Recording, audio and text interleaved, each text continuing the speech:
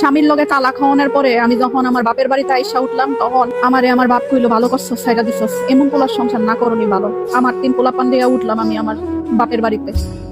প্রথম প্রথম সবাই অনেক আদর যত্ন করতো। আমার ছোট ভাইটা আমার বাচ্চাটারে দেখতো, আদর করতো, বড় ভাই খোঁজ খবর নিত, খাইছিস কিনা জিগাইতো।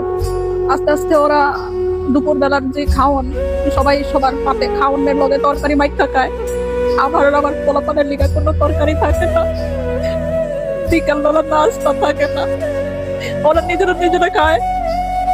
রাতের বেলা ভাতটা পর্যন্ত থাকে না, রাত্রেবেলার ভাতটা পর্যন্ত থাকে না, রাত্রেবেলার ভাতটা পর্যন্ত পাই না খাইতে।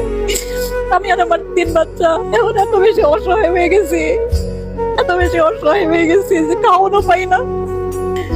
জামাই কাম করতো না, কথা শুনাইতো, এর লিগে আয়া পড়ছিলাম এই বাসায়। জামাইয়ের বাসায় খাওয়ানোর অভাব ছিল না, এই বাসায় খাওয়ানোর কষ্ট করতেছে, পড়ানোর কষ্ট করতেছে।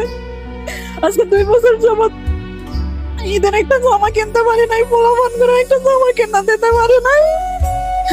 এখন মনে হয় যে জামাই সংসারটা করানো উচিত ছিল, বুঝাই শুনে জামাই সংসারটাই করানো উচিত ছিল। এত দুঃখ লাগে।